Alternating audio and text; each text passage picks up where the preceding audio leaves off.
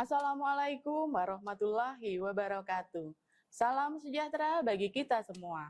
Perkenalkan, saya Santi Yudawati Darmo, SPD MMMPD, dosen tetap program studi Pendidikan Guru Pendidikan Anak Usia Dini atau PG PAUD, Universitas Dr. Nugroho Magetan. Pada kesempatan kali ini, saya ingin menyampaikan terkait mata kuliah yang saya ampu sesuai dengan bidang keilmuan saya, yaitu mata kuliah penanganan anak berkebutuhan khusus. Mata kuliah ini ditujukan bagi mahasiswa semester 3 dengan kode mata kuliah MKK 314, bobot 2 SKS, dan diselenggarakan dalam 16 kali pertemuan tatap muka dengan rincian 14 kali pertemuan materi dan 2 kali pertemuan UTS serta UAS.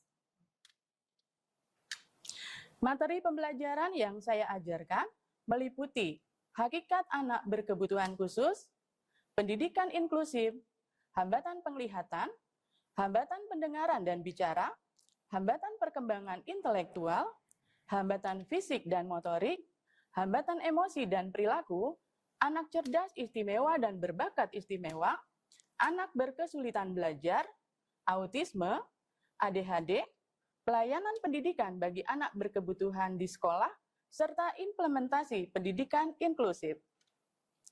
Pada akhir mata kuliah, mahasiswa akan dibekali agar mahasiswa tidak hanya mampu memahami konsep dan karakteristik tentang anak berkebutuhan khusus, tetapi juga akan mampu merancang layanan pendidikan yang inklusif, melakukan penanganan awal yang tepat, serta mengevaluasi kualitas layanan pendidikan bagi anak berkebutuhan khusus di lingkungan PAUD.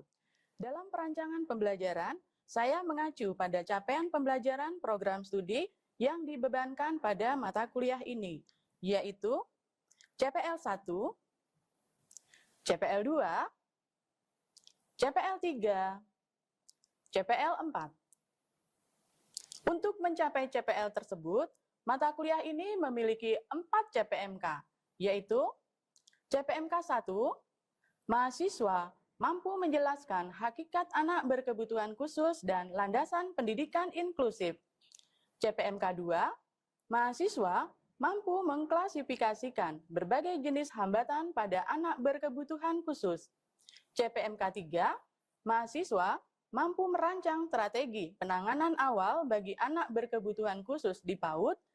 CPMK 4, mahasiswa mampu mengevaluasi pelayanan pendidikan inklusif di PAUD.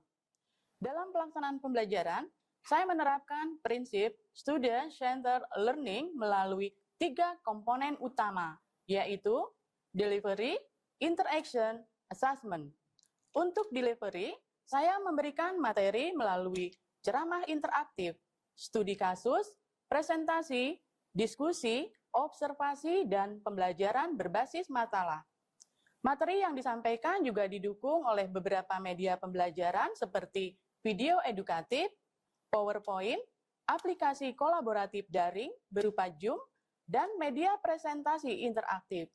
Pada setiap topik materi diawali dengan fenomena atau kasus nyata yang sering ditemukan di lembaga PAUD, sehingga mahasiswa dapat menghubungkan teori dengan praktek lapangan.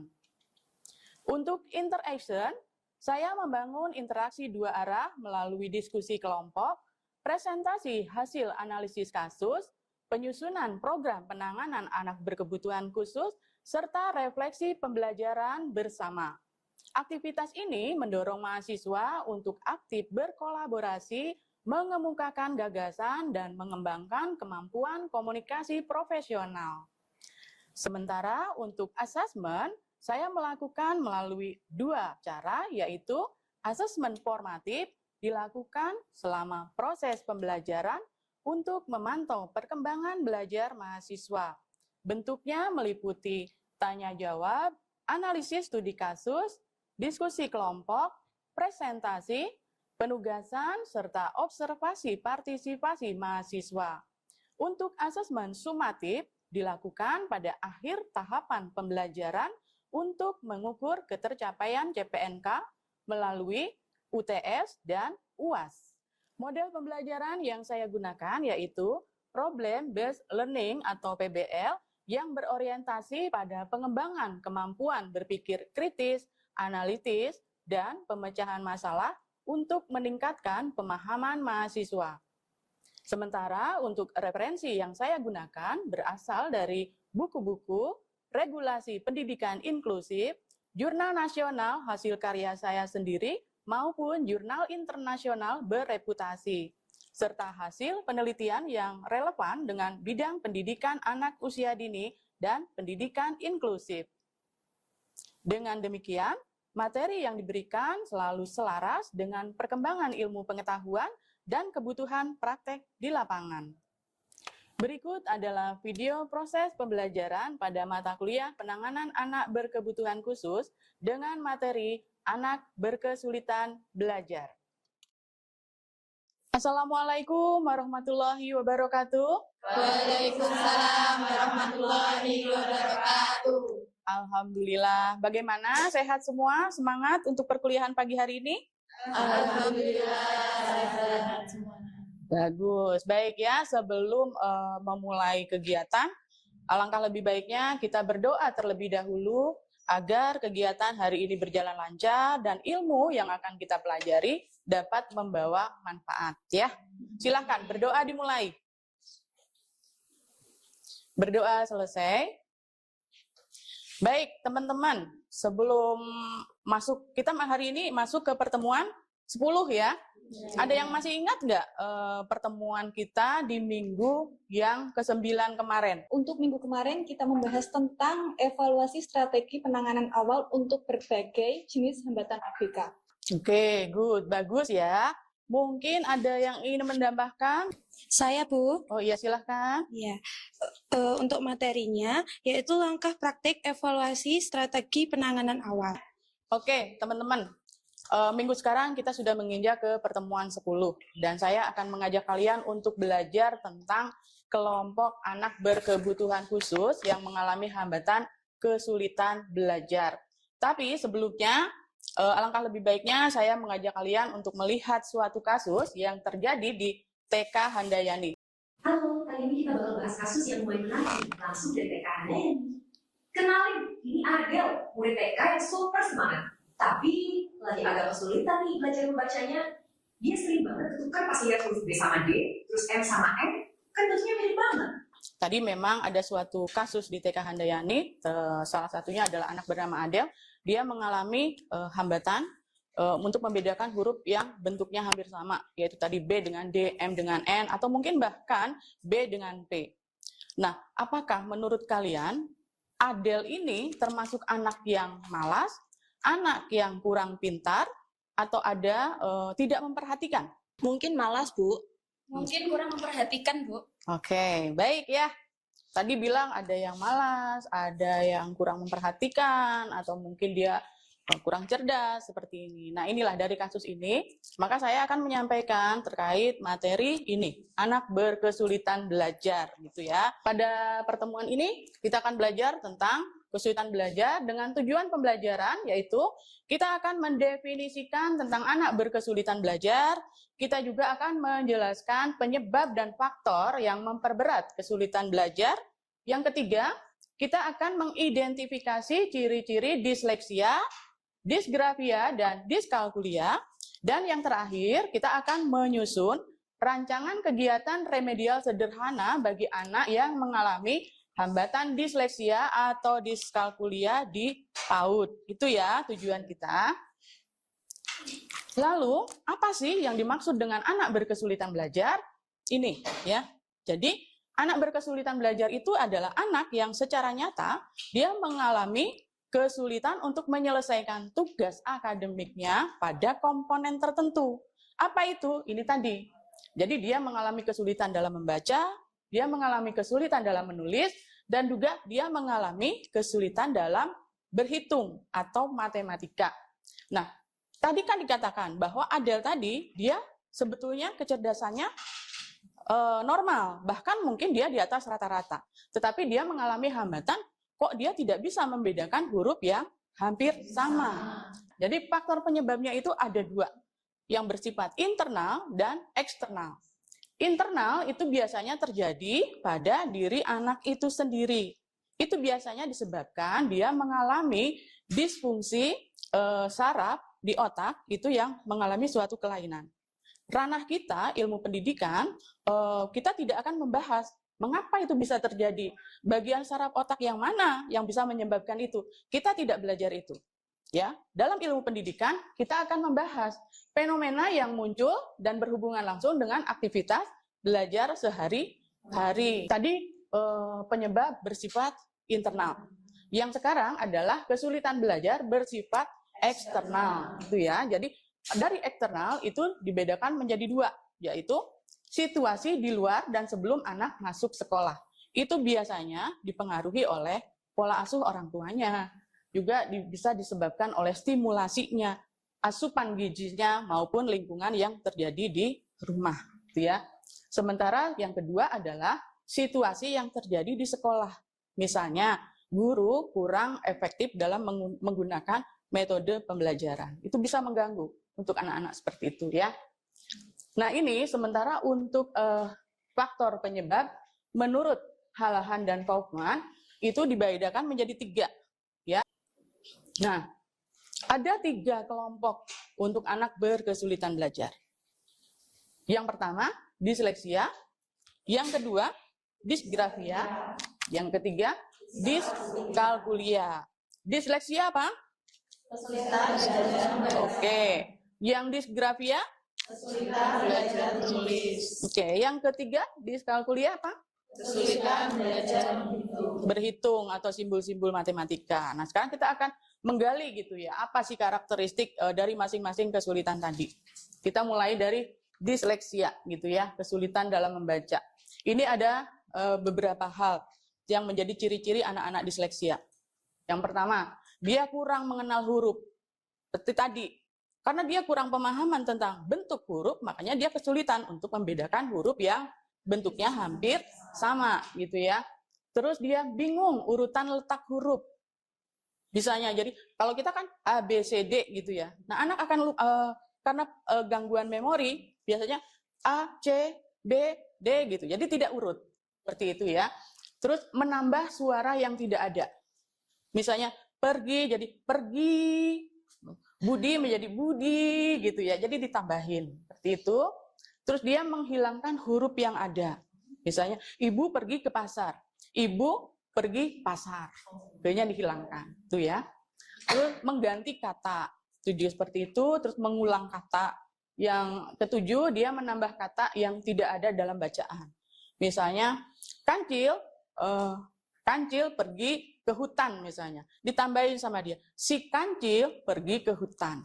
Jadi ada tambahan. Yang sebetulnya itu tidak ada dalam bahan bacaan yang dia baca gitu ya. Terus yang terakhir, dia menghilangkan kata yang ada dalam bacaan yang dia baca. Nah, untuk disgrafia atau kesulitan menulis, ciri-cirinya seperti ini. Ada 12 ciri gitu ya. Yang pertama, kesalahan dalam menulis bentuk huruf. Tadi B ditulis P gitu ya. Ukuran huruf yang tidak normal. Anak menulisnya kadang kecil sekali, kadang besar. Ada juga yang mungkin sedang tapi nggak jelas bentuknya gitu ya. Terus ukuran huruf yang tidak proporsional, itu sama dengan yang nomor 2 gitu ya. Ada yang kecil banget, ada yang besar, seperti itu. Bentuk huruf yang tidak menentu. Jadi tulisannya itu nggak jelas. Kadang orang yang membacanya itu kayak, ini huruf apa gitu ya. Karena bagi anak-anak yang seperti ini, kadang mereka itu melihat huruf itu seperti benda yang bergerak-gerak. Seperti benda yang berterbangan. Iya, dalam persepsi mereka seperti itu. Terus menulis tidak lancar, tersendat-sendat. Menulisnya nggak jelas seperti itu ya. Terus kesalahan dalam menuliskan angka. Terus ada juga tulisannya terlalu miring. Jadi misalnya kalau di buku tulis itu kan ada garisnya.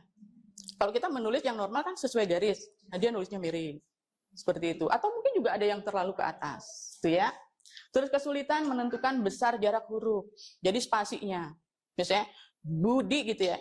Bu, terus U-nya, nah itu seperti itu ya. Tulisannya berantakan, terus tidak mampu menulis tepat pada garis horizontal, seperti tadi. Pensil terlalu ditekan. terlalu ditekan sehingga menimbulkan kertas itu bahkan robek, atau mungkin terlalu mengambang sehingga tidak jelas tulisannya ya. Terus tulisannya kotor, karena begitu nulis mereka biasanya terus busek-busek gitu ya. Oke, berikutnya ini terkait dengan yang terakhir, diskalkulia. Jadi mereka kesulitan dalam berhitung. Ini kaitannya dengan matematika. Jadi yang pertama, dia sulit membedakan tanda-tanda operasi. Seperti itu ya, ada lebih kurang, lebih kecil, sama dengan. Itu mereka kesulitan seperti itu. Terus juga sulit mengoperasikan hitungan atau bilangan. Jadi mereka agak sulit menjumlahkan. Bahkan mungkin 1 tambah 1 itu aja mereka kesulitan. Itu ya. Terus sering salah membilang urutan huruf, urutan angka gitu kan. Seperti tadi yang waktu ABC gitu ya, angka 1, 2, 3, 4, 5 sampai 10.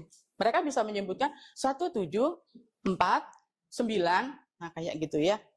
Oke, terus sering salah membedakan angka yang mirip, misalnya 9 dengan 6, 17 dengan 71, terus 2 dengan 5, ini kan hampir mirip bentuknya, iya kan? Seperti itu. Terus sulit membedakan bangun-bangun geometri. Jadi segitiga, segi 4, itu mereka kesulitan untuk membedakan itu. Oke, yang terakhir kita akan belajar tentang strategi penanganan anak berkesulitan belajar. Jadi masuk di poin tujuan pembelajaran tadi ya. Jadi secara prinsip umum penanganan itu kita mengacu pada asesmen dan identifikasi dini. Jadi nanti akan dilakukan screening awal. Biasanya screening awal ini tidak bisa dilakukan oleh guru sendiri ya. Jadi dia harus melibatkan beberapa ahli. Contohnya ini, ada psikolog, ada dokter. Bahkan juga dia harus melibatkan orang tua. Karena terapi yang baik itu adalah terapi yang berkelanjutan. Jadi di terapi misalnya sama guru di sekolahan, tapi di rumah tidak dilanjutkan. Berhasil tidak? Tidak. Oke, bagus. Terus yang kedua, ini adalah program pembelajaran individual atau PPI. Jadi guru harus membedakan materinya. Jangan sampai materi yang sama diberikan pada anak yang mengalami hambatan. Karena itu jelas nanti akan hasilnya tidak akan maksimal. Ya, harus dibedakan materinya. Oh, ini untuk yang normal misalnya. Ini untuk yang normal. Ada satu yang disleksia. Maaf ya, kamu jadi disleksia gitu kan. Saya harus memberikan materi yang saya turunkan. Targetnya saya turunkan. Medianya itu juga saya bedakan dengan teman-temannya yang normal. Itu ya. Terus untuk ada kolaborasi multidisiplin. Sama dengan yang nomor 1 ketika screening awal. Jadi ada melibatkan juga terapis. Biasanya terapisnya untuk bicara atau okupasi. Dan harus berkelanjutan. Ya, dari materi yang saya sampaikan. Kira-kira ada yang ingin ditanyakan? Izin bertanya, Bu. Ya, iya silahkan. Apakah disleksia bisa disembuhkan? Oke, pertanyaan yang bagus. Apakah disleksia itu bisa disembuhkan? Tadi kita sudah belajar ya, apa itu disleksia, apa itu faktor penyebabnya. Seperti yang tadi disampaikan di awal, bahwa faktor penyebab internal itu adalah adanya gangguan disfungsi saraf di otak. Nah, kalau sudah seperti itu, otomatis bisa nggak diperbaiki? Bisa nggak? Tentunya tidak. Lalu apa yang bisa kita lakukan? Itu tadi, kita bisa melakukan terapi-terapi yang itu bisa kita maksimalkan. Sehingga anak mulai bisa mengolah, oh ternyata ini B, ini D, itu ya. Jadi yang kita bisa maksimalkan adalah terapinya. Ya, dan melibatkan tadi ada guru, ada psikolog, ada dokter, ada orang tua. Oke ya. Untuk melihat sampai sejauh mana pemahaman kalian terkait materi yang saya sampaikan tadi, maka saya ingin mengajak kalian untuk membedah suatu kasus yang dialami oleh Reza. Ya. Nanti ini dibagi menjadi 2 kelompok ya. 2 kelompok saja biar kalian tidak kesulitan untuk menata kursinya. Silahkan dibagi kelompok dulu. Oke ya, silahkan nanti diperhatikan video ini. Ya. Terus nanti ada bahan diskusi yang sudah saya sampaikan kemarin ya. Oke, mari kita selami pembahasan ini. Progres Anda melihat seorang anak yang sepertinya menabrak tembok tak kasat mata pas lagi belajar. Nah, di penjelasan kita kali ini, kita bakal membedah sebuah studi kasus yang jujur aja super menarik. Ini tentang seorang anak yang kecerdasannya itu benar-benar bersinar terang. Tapi anehnya, dia tertahan oleh sebuah misteri besar saat berhadapan dengan teks dasar. Jadi ini bukan cuma sekedar soal belajar baca ya, ini tentang gimana otak Dari video yang tadi sudah kita cermati bersama, silahkan kalian diskusikan. Ada 7 poin yang harus kalian analisis. Untuk pembagiannya, silahkan untuk kelompok 1 itu menganalisis 4 masalah ya. Kalian harus menemukan ada apa dari masalah 1, 2, 3, dan 4. Sementara untuk kelompok 2, silakan kalian mendiskusikan terkait dengan poin 5, 6, 7 dan kalian memberikan keputusan atau hasil dari hasil diskusi kalian semua. Oke, silakan diskusi.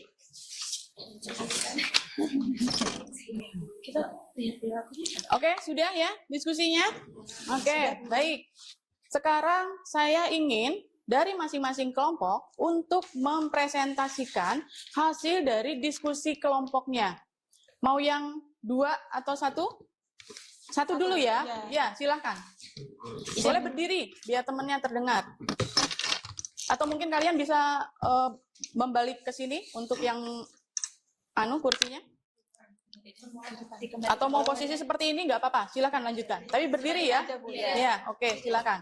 Izin menjawab, Ibu. Ya. Saya akan mempresentasikan hasil diskusi dari kelompok kami. Yang pertama, berdasarkan hasil pengamatan, anak tampak mengalami kesulitan mengenali huruf, sering tertukar dalam membaca huruf yang berbentuk hampir sama, membaca dengan lambat, kurang percaya diri saat diminta membaca, dan memerlukan waktu lebih lama dibandingkan teman-temannya. Yang nomor 2, dasar identifikasi adalah perilaku anak yang sering membalik huruf, salah mengucapkan kata, mengeja secara perlahan, kehilangan fokus saat membaca, serta mengalami kesulitan menghubungkan simbol huruf dengan bunyinya. Perilaku tersebut muncul secara konsisten ketika anak melakukan aktivitas membaca. Yang nomor 3, kelompok kami menyimpulkan bahwa anak lebih mengarah pada disleksia, karena hambatan utama terlihat pada kemampuan membaca, mengenali huruf, dan memahami kata. Tidak ditemukan kesulitan utama dalam menulis disgrafia maupun berhitung diskalkulia. Ya. Oke, terima kasih ya untuk kelompok 1. Ya. Nah, untuk kelompok 2, siapa yang akan menyampaikan hasil diskusinya? Saya, Bu. Oke, Mbak Dewi, silahkan. Izin menyampaikan, Ibu, untuk pertanyaan nomor 5. Hasil analisis ya? Ya, hasil analisis yang nomor 5. Guru dapat menggunakan media pembelajaran multisensori, permainan kartu huruf, membaca bersama, mengenalkan huruf, melalui kegiatan bermain, terus memberikan latihan secara bertahap sesuai kemampuan anak, memberikan pengetahuan positif, serta menciptakan suasana belajar yang menyenangkan tanpa tekanan. Begitu. Yang keenam? Yang keenam, guru melakukan komunikasi secara terbuka dengan orang tua mengenai hasil pengamatan di kelas. Kemudian mendiskusikan perkembangan anak, memberikan saran kegiatan stimulasi membaca di rumah, menyusun program pendampingan yang dilakukan secara konsisten di rumah, dan sekolah, serta apabila diperlukan menyarankan konsultasi dengan psikologis, terapis, atau tenaga profesional lainnya. Gitu.